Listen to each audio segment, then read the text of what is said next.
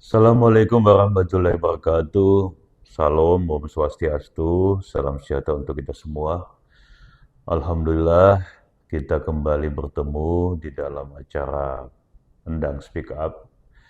Kali ini izinkan saya akan berbicara menanggapi peristiwa yang terjadi kurang lebih 2 hari yang lalu di Jakarta, di kantor penghubung, di mana ada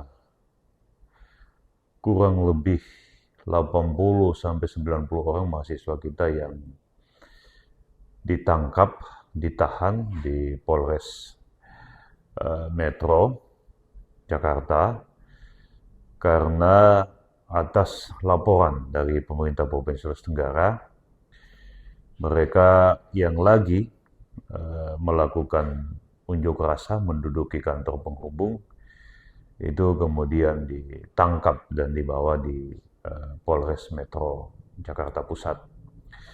Terhadap ini saya prihatin dan marah atas kejadian seperti ini. Kenapa saya marah? Karena pertama, tidak seharusnya pemerintah provinsi itu melaporkan warganya. Apalagi warga yang datang hendak meminta bantuan kepada pemerintah provinsi, yang mana mereka itu dalam kesulitan. Saya baca mereka kehabisan uang, rumah kos atau sewa kosnya durasinya sudah habis, maupun kendala-kendala yang mereka hadapi. Jadi sangat tidak bisa diterima nurani kita, pemerintah melaporkan sendiri warganya yang sementara datang meminta bantuan. Yang pertama. Yang kedua, ini menunjukkan ketidakpahaman kepada birokrat kita, pemerintah kita, bahwa mereka sesungguhnya adalah abdi masyarakat, pelayan rakyat. Dan lebih ironis lagi, tidak memahami hakikat dan fungsi kantor perwakilan, kantor penghubung itu. Kantor perwakilan itu, kantor penghubung itu sama dengan kedubes itu, kalau pada tingkat negara. Namanya kedubes, namanya perwakilan, penghubung. Kalau ada warga yang mengalami kesulitan, yang sementara berada di luar daerah Sulawesi Tenggara, ya memang harus ke kantor penghubung, ke kantor perwakilan, ke kedubes, bukan ke tempat yang lain. Makanya tolong dipahami kembali hakikatnya. Tapi memang sebenarnya, maaf ini saya harus katakan, ini adalah potret representasi kesekian kalinya di mana memang pemerintah kita ini abai, lupa ya terhadap tugas yang sesungguhnya, yaitu melayani rakyat Sulawesi Tenggara, bukan mau dilayani oleh rakyat. Pada beberapa kasus sudah terjadi sebelumnya.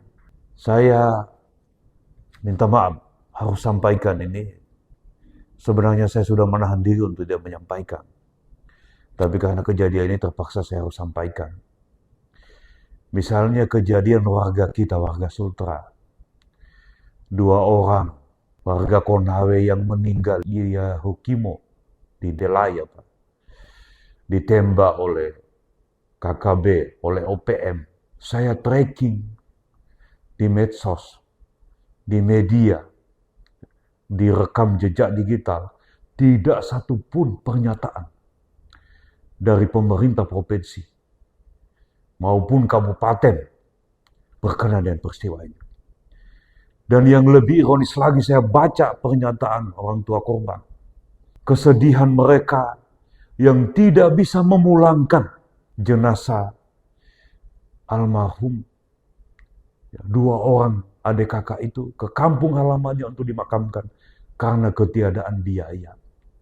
Lagi-lagi pemerintah baik provinsi maupun kabupaten hilang, abai dari peristiwa ini.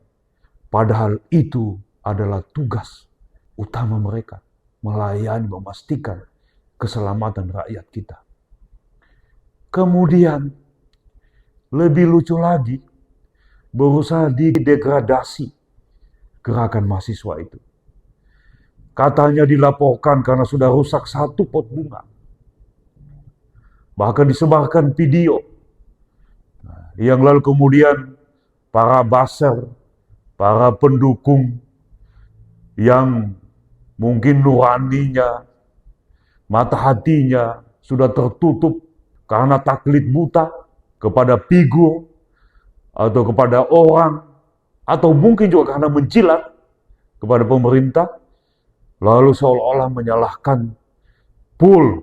Memang saya akui, kita tidak bisa juga membiarkan. Makanya selalu saya himbau gerakan mahasiswa itu seyogianya menghindari yang namanya kekerasan, menghindari yang namanya pengerusakan, tapi tidak fair kemudian. Lalu video itu yang belum jelas juga, apakah memang benar seperti itu sejatinya kejadiannya, lalu disebarkan untuk mendegradasi, untuk kemudian memindahkan polemik, pembahasan, dialektika dari keadaan yang sesungguhnya, yang mana ada janji yang tidak tertunaikan, dan ada pemerintah yang abai, yang hilang terhadap persoalan-persoalan rakyatnya.